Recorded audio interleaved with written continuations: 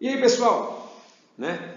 Agora, depois de tanto estudar, falar a respeito das hipóteses em relação à origem do primeiro ser vivo, de organizar esta evolução de maneira gradual e constante, chegamos em um momento que formamos a célula eucariótica, analisamos possivelmente a hipótese, né, de Margulis a respeito da origem da mitocôndria do cloroplástico. E agora? E agora nós estamos diante de uma grande diversidade, né, uma grande diversidade de seres vivos. E é comum que constantemente muitos cientistas, biólogos, bioquímicos, naturalistas de uma maneira geral, tentem organizar, classificar os seres vivos de maneira mais, vamos dizer assim, clara, objetiva, segura, né? Pra vocês terem uma ideia, desde o século XVIII, 1785, um sueco, Carl von Linné, ele propôs a organização dos seres vivos. Para quê? Para melhor estudá-los, né? Ele primeiro organizou os seres vivos em espécie, gênero, ordem, classe e reino, né? Mas só que em 1969, como está aí escrito, já é no século XVII, do século XX, melhor dizendo, né? Um cientista chamado Whittaker, a partir da análise do número de células e também da nutrição, organizou os seres vivos em 5 reinos. Inicialmente, Monera, Protista, Fungi, Plantae e Animal, né? Animalia. O Whittaker, né? Aí depende da pronúncia aí, ele propôs a organização desses seres vivos em reino usando critérios que ele julgava ser até mais fácil de ser visualizado e também observados. É claro que hoje, com a tecnologia, com o conhecimento molecular, com a análise do DNA, estas organizações elas são muito mais, vamos dizer assim, claras, corretas, coerentes, né? E um indivíduo que hoje está nesse grupo, amanhã pode estar em outro grupo. Vocês têm uma ideia? O reino protista, não se fala mais dele, se fala protoctista. Por quê? Porque Lynn Margulis propôs a retirada das talófitas, que são algas superiores, do reino plantae, porque não tem tecido. E propôs a colocação desses organismos num reino chamado de protoctista, que hoje abrange as talófitas, sargaço, alga-uva, com os protozoários, ameba, paramécio, trypanosoma cruzi. Então, esse vídeo, né, é para que a gente possa estudar as características básicas dos reinos. Aí tu me pergunta, e qual a importância para os vestibulares? Qual a importância prática para os vestibulares estudar reinos? Isso é muito importante, por quê? Porque vira e mexe cai uma questão relacionada com alguma doença causada por um fungo. E aí a questão pode perguntar para você características básicas do reino que pertence esse agente etiológico, né? Esse fungo. Aí você tem que saber as características básicas, se ele é autótrofo, se ele é heterótrofo, se ele faz fotossíntese, se ele não faz fotossíntese, se ele é unicelular, se ele é pluri ou multicelular simplesmente. Okay? Qual é a posição dele no ecossistema? Ele é um consumidor, um produtor, um decompositor? Você tem que saber. Então, essas características básicas é que esse vídeo propõe, de a gente analisar essas características simples e básicas, tá bom? Então, vamos lá. Então, tá aí. Proposta de Whittaker, classificação desses indivíduos no reino Monera, aqui, ó, reino Monera,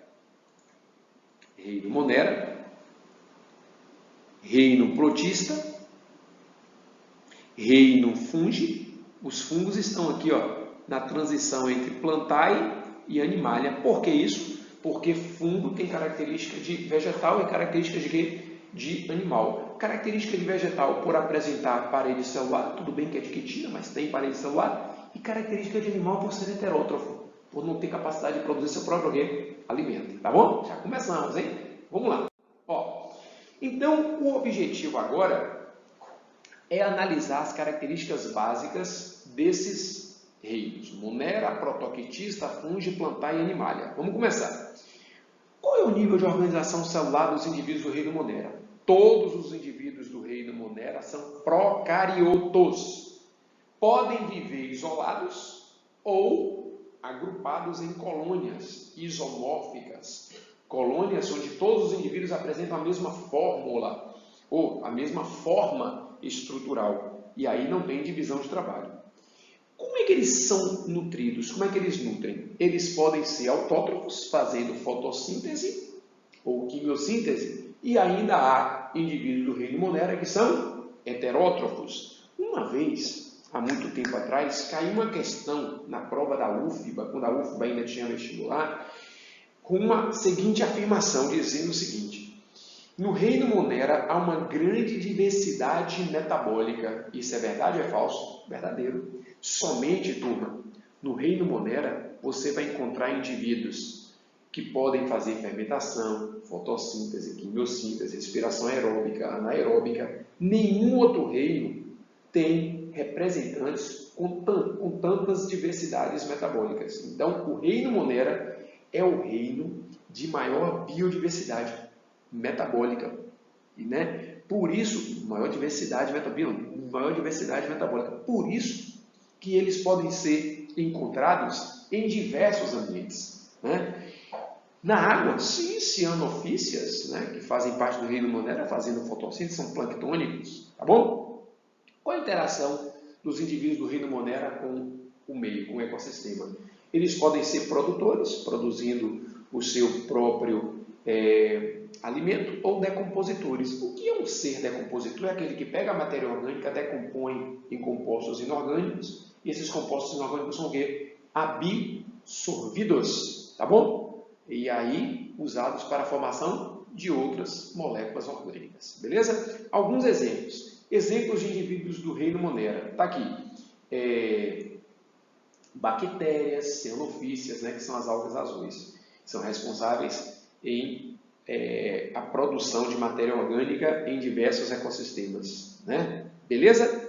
Já os protoquitistas são eucariotes, unicelulares e também multicelulares. Multicelular é aqueles que têm várias células, mas que não têm organização de tecidos, tá bom? Então, são a diferença entre protoquitista e monera, que os protoquitistas são eucariotos, Como é que eles podem nutrir? Eles são nutridos, ou melhor, eles conseguem nutrientes fazendo o seu próprio alimento, os fotoautótrofos, como as talófitas, como algumas algas que são autótrofas, algas inferiores. Interessante, eu vou contar aqui para vocês. A euglena é um protozoário que tem a capacidade de produzir seu próprio alimento na presença da luz e se comporta como heterótrofo na ausência. Eles são organismos mixotróficos, São autótrofos e heterótrofos a depender da condição do ambiente. O nome, vou repetir, euglena, tá bom?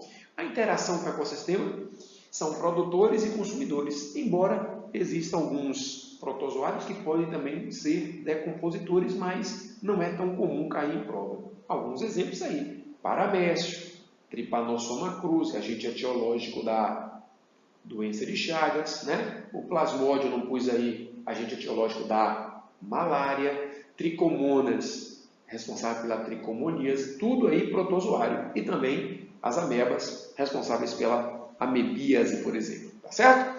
Então, o reino protoquitista é um reino de indivíduos eucariotos e também podendo ser unicelulares e multicelulares. Multicelulares, as talófitas, não tem tecidos, tá bom? Fungos, o reino fungi, são eucariotes, tá bom? E podem ser uni ou multicelulares. Ou seja, um exemplo de um fungo unicelular, um grande exemplo de fungo unicelular, vou dizer para vocês, o Penicillium crisógeno, que Alexander Fleming, uma vez analisando, descobriu que eles produzem uma substância que compromete o desenvolvimento da bactéria. Ele deu o nome a essa substância de penicilina. Então, um composto que impede o desenvolvimento da bactéria é um antibiótico. Tá bom? A relação entre a bactéria e o fungo é chamada de amensalismo, Ou também chamado de antibiose. É quando um ser prejudica o desenvolvimento do outro e não ganha nada com isso. Para ele é zero, não é positivo nem negativo, é zero. Ele não ganha nem perde. E para aquele que é prejudicado é o quê? Negativo. Tá bom? Olha, isso é uma relação ecológica desarmônica. Maravilha? E qual é o modo de nutrição dos fungos? É cobrado pra caramba. Todos os fungos são heterótrofos e conseguem o seu alimento por absorção. E qual a interação deles com o meio? Eles são decompositores. E sendo decompositores, turma, eles conseguem reciclar a matéria. A matéria é reciclada nos ecossistemas por conta da ação dos decompositores. Me dê exemplo de fungos. Exemplo de fungos, eu já falei, o Penicillium crisógeno, o levedo, a Saccharomyces cerevisiae, é também um fungo unicelular, muito usado como exemplo na fermentação alcoólica, na produção do pão, na produção das bebidas alcoólicas, beleza? Perfeito? Porque o produto final da fermentação alcoólica é o etanol. E o exemplo de fungo multicelular é o cogumelo, Shimeji, tá bom? Muito usado aí na culinária chinesa, perfeito? Valeu? Então, bora lá. Ó, na culinária oriental, né, chinesa e japonesa aí, você encontra muito fungo nos alimentos, perfeito? Já o reino Plantae, todos os indivíduos são eucariontes pluricelulares, tem tecido, musgo, samambaia, pinheiro, mangueira, cajueiro, feijão, pé de todo mundo tem tecido. E outra coisa, eu sei que não é tão cobrado em provas da Baiana, mas prova, por exemplo, do Enem, da Consultec, isso é importante.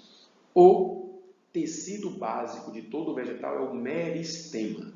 Do meristema surgem todos os outros tecidos, né? O meristema secundário, parênquima, xilema, o floema. Lembra de xilema? Xilema é um tecido que transporta seiva bruta para a folha, né?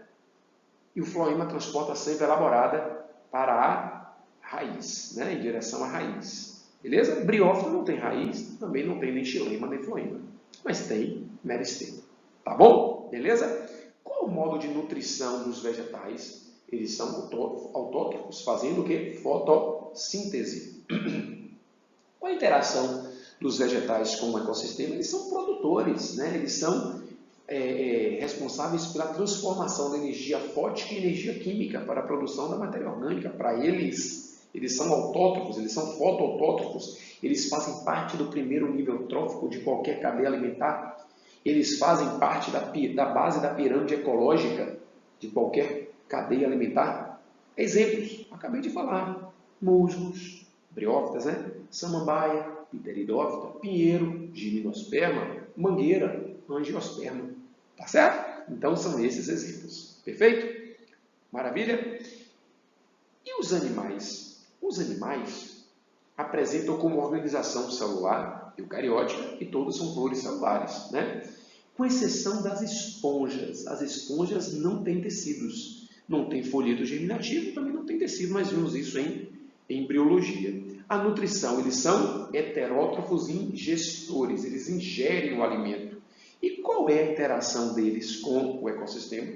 Eles são estritamente consumidores. Por exemplo, insetos, peixes, mamíferos, aves, moluscos, vermes, né? Platelminto, nematomito, tudo isso é animal. Só que a gente não analisa tanto os animais aqui, não dá tanta, vamos dizer assim, tanto detalhe, porque a gente está constantemente falando de animais em embriologia, em fisiologia, em endemias, tá bom? Então nós vamos retomar esse estudo do reino animal, ou melhor, das características do reino animal, analisando tudo isso. Perfeito? Então, essa tabelinha aí, pode dar um print nela, passar ela para o seu caderno se você quiser, porque tem características aí que são extremamente importantes. Então, diante de todas essas informações, diante do que eu já disse, vamos aqui agora exercitar. Vamos fazer algumas questõezinhas que são interessantíssimas e importantes. Beleza?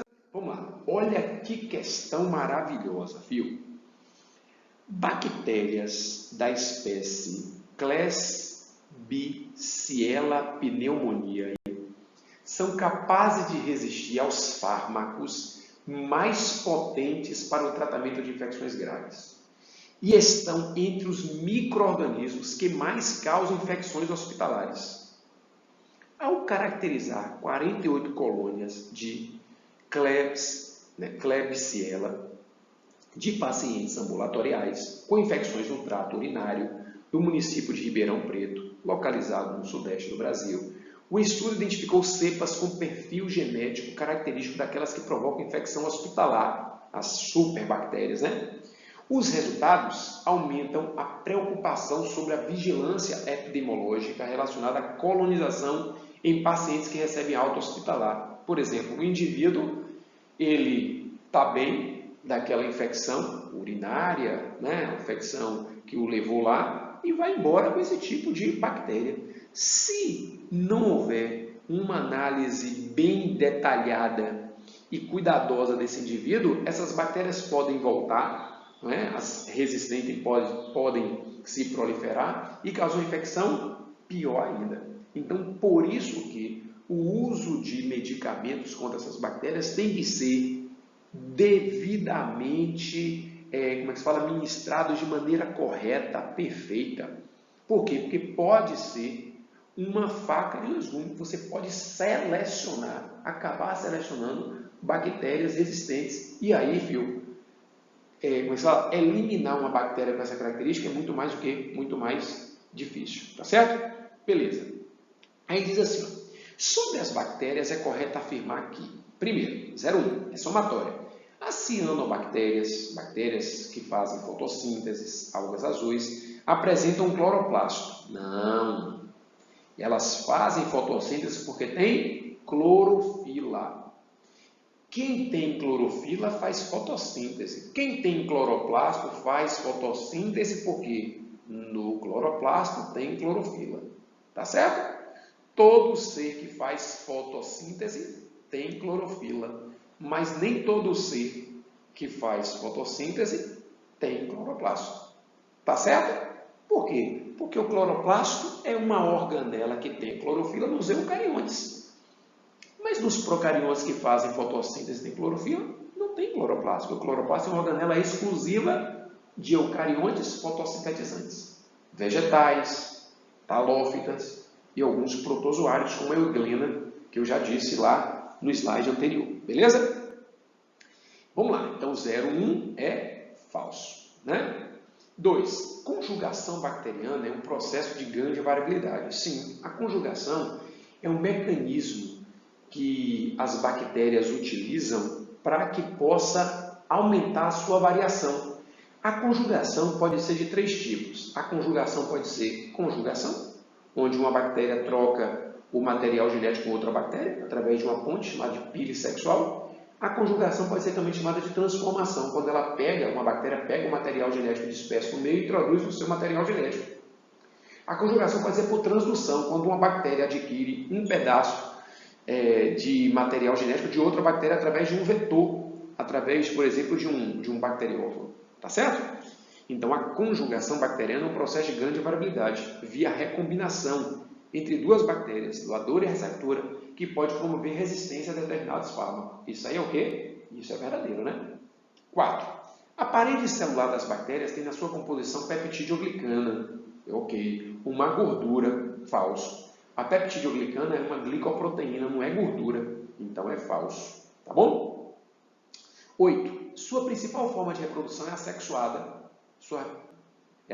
Verdadeiro. Por brotamento, não. É por cisciparidade ou bipartição, é quando uma bactéria dá origem a duas. Brotamento é um tipo de reprodução assexuada em multicelulares. As esponjas, elas realizam reprodução assexuada por brotamento. Tá bom? Então é falso também essa 8, porque não é por brotamento. 16. Bactérias de várias formas podem unir-se e formar associações coloniais, né? Destacam-se colônias de bactérias espiroquetas causadoras de tricomoníase. Que alternativa miserê! Tricomoníase é causada por protozoário, tricomonas vaginalis, né? Então não é bactéria, então é falso. Olha a importância aí, velho, de saber essa informação. E a 32, a última, é o seguinte: seu material genético é constituído de DNA circular. Verdadeiro. O procarionte tem DNA circular. Lembra que nós falamos de diferença entre procarionte e eucarionte, naquele videozinho a respeito da origem do eucarionte? Pronto. Então, ó, seu material genético é constituído de DNA circular, verdadeiro. Disperso no citoplasma, sem nenhuma membrana protetora. Tudo isso aí é o quê? Verdadeiro. Tá bom? A questão maravilhosa que pode ser usada como uma boa revisão para você. Falou? Beleza. Próxima questão. Segunda. Ó ela de novo. A Klebsiella pneumoniae é uma bactéria oportunista de um grupo que está entre os micro-organismos que mais causam infecções hospitalares e que mais tem desenvolvido resistência a antibióticos nos últimos anos. Ok. Outro micro-organismo desse grupo é a Klebsiella pneumoniae carbapenemase. Cada nome, só Jesus, hein? Uma superbactéria.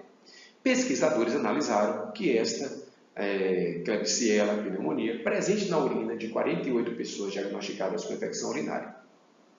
Em 2 pessoas, as bactérias apresentaram fenótipo de virulência, de infecção, de poder, conhecido como hipermucovicosidade, em que a bactéria produz grande quantidade de biofilme, tipo uma aderência, né?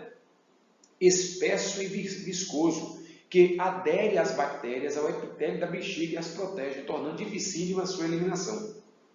Beleza.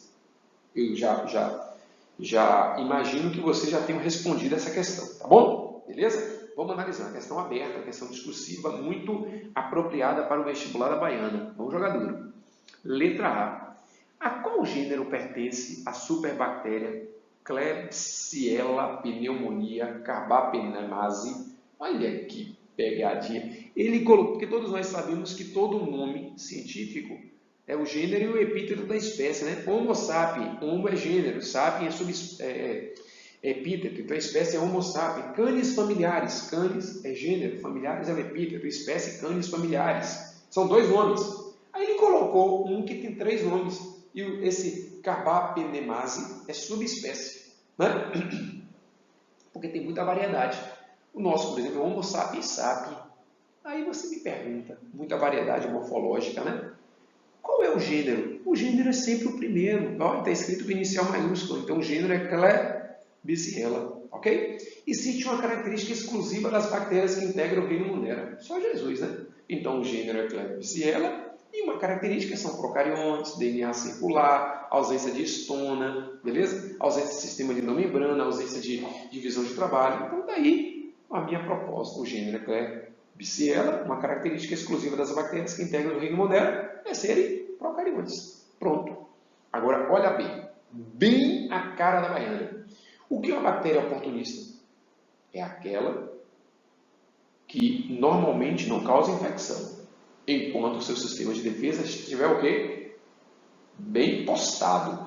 Quando o seu sistema de defesa dá uma baixa, ela aproveita, por isso que ela é chamada de oportunista, aproveita a fragilidade do sistema imune e detona. Tá bom? Do ponto de vista evolutivo, e devido ao tratamento com antibiótico, como um fenótipo hipermucovicosidade pode se tornar predominante ao longo do tempo. Rapaz, e aí, velho? Do ponto de vista evolutivo e devido ao tratamento com antibiótico, como o fenótipo, né, hipermucoviscosidade pode se tornar predominante ao longo do tempo. É só analisar. Se você viu 2 indivíduos com esse tipo de bactéria, é porque elas foram selecionadas. Então, essa característica selecionada poderá passar a outras bactérias originadas dessa, tá bom? E criar uma quantidade de bactérias extremamente o quê? Resistentes a esse tipo de tratamento, causando muito mal ao indivíduo que for portador. Só um detalhe, eu gosto sempre de falar isso, e você que é meu aluno, né, sabe. Eu sempre falo isso, a bactéria não criou resistência por causa do antibiótico. Ela criou resistência por variabilidade genética. Já respondeu, Fio? Beleza? Então, eu vou colocar minha proposta aí, ó. A minha proposta é essa, ó. Uma bactéria, botei bem pequenininho aí para você ter dificuldade de ler a minha e fazer a sua. Uma bactéria oportunista é aquela que normalmente não causa infecção, pois é combatida pelo sistema imune. No entanto, quando há uma redução na imunidade, seja por doença, medicamento ou idade avançada, né? Essas bactérias tiram vantagem. Essa bactéria tira vantagem, multiplicando-se e causando infecção. A hipermucoviscosidade causa uma resistência aos antibióticos, ocorrendo a seleção de bactérias com tal característica, né, que vão se reproduzindo e aumentando esse fenótipo em sua população. Fechou? Essa é a proposta, tá certo? Então, vou adiantar, viu? Terceira questãozinha. A busca pela sustentabilidade, que mobiliza países, instituições e pessoas em todo o globo, faz emergir com força uma nova vertente econômica, a bioeconomia, focada em indústrias e negócios de bases biológicas que resultam em produtos e processos seguros, limpos e de baixo impacto ambiental. Esse movimento terá profundo impacto na agricultura do futuro. O Brasil, por ser o país com a maior diversidade biológica do planeta, pode participar com grande vantagem desse mercado emergente. Nossa biodiversidade é reserva quase ilimitada de insetos, bactérias, fungos, nematóides, protozoários e vírus. Nos solos tropicais, para vocês terem ideia, estão micro-organismos capazes de controlar patógenos de plantas, promover o crescimento radicular de raízes e aumentar a eficiência na absorção e no uso de nutrientes, degradar contaminantes do solo, dentre muitas outras funções de interesse. Sobre os organismos enumerados no texto 6, né? Deve ser né? Julgue as afirmativas a seguir. Aí eu tenho insetos, bactérias, fungos, nematóides, protozoários e vírus, seus respectivos números. Tá bom? Os organismos identificados por 2 e 6, 2 é bactéria, 6 é vírus. Eu não gosto de organismo, mas tudo bem. São procariontes, falso. Sabe por que é falso? Porque vírus não pode ser considerado procarionte nem eucarionte, porque não tem organização celular. Fechou? Um é falso. Então, se um é falso, eu já vou cortar a alternativa C e a alternativa E. Já aumentou para 33% a minha chance de acertar a questão. Era só 20%. Aumentou significativamente. 2. Alguns representantes do organismo identificado por 3, fungos, podem ser utilizados na indústria de alimento. Verdadeiro. Pão, fabricação de pão. Né? Eu uso a Saccharomyces cerevisiae, que é um fungo. Beleza? Perfeito. Queijos, Ave Maria, gorgonzola, fungo. Tá certo? Então, o 2 é verdadeiro. Mas nem precisava, né? Se eu já tirei a letra C e a letra D, 2 é verdadeiro. 3. De 5 constitui o zooplâncton. 5 constitui o zooplâncton. E participam de cadeia alimentar de vários animais. Eu posso ter protozoários fazendo parte da lâmina d'água? Posso sim. Mas eu quero tirar a teima. Aqui, ó, deixa eu ler os 5. As espécies identificadas por 4 nematóides, são nematelmintos, são vermes cilíndricos, são multicelulares. Autótrofo não. Autótrofo não. Não são autótrofos. São heterótrofos. Então, 5 é falso. Então, ó, eu corto esse. Tá bom? Ah, o 3 é verdadeiro. Cadê o 4? Rapaz, não tem 4 aqui não. Só Jesus, eu acho que aqui seria 4. Então, aqui seria 4, né? Aqui seria, se não, se o 4 aqui. Então, é 2 e 3 e 4. Está faltando uma alternativa aí, né? Eu não sei. 1, 3 e 4. Está faltando a 4. Foi mal aí. Eu acho que foi na hora de eu corrigir, viu, gente? Então, a 4 seria verdadeira aí. Mas, vamos lá. 1, 3 e a 4 não está aí. Valeu? Foi mal. Mas está valendo. Vamos nessa.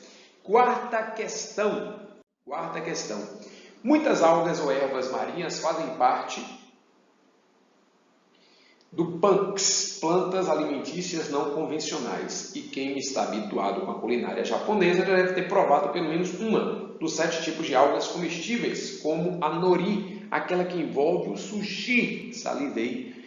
Fome da poxa, ela pode ser a mais famosa para nós, mas não é a única em sabor e nutrientes. Ao contrário do que se imagina, as algas têm pouco sal, além de serem pobres em calorias e gorduras. Menos de 6% do peso da alga seca é gordura, e 50% dessa gordura é ômega 6 e 3, ácido linoleico e ácido araquidônico. Maravilha, né? Maravilha isso aí. Ajuda muito a produção de HDL. O texto acima apresenta um equívoco ao classificar as algas como plantas. Perfeito. Pois as algas, apesar de apresentarem semelhanças com as plantas, fazem fotossíntese, têm várias células, não tem tecido, pertencem a um outro reino. A primeira alternativa que corresponde ao reino em que as algas estão inseridas. Reino o quê? Protoquitista. Tá aí, fio. Foi uma aulinha básicazinha a respeito das características gerais dos reinos, que é muito importante você ter esse conhecimento para te ajudar em diversas questões que porventura podem aparecer aí nos diversos vestibulares que você vai fazer. Valeu, até a próxima, um beijão, analisando domínios, hein? Valeu!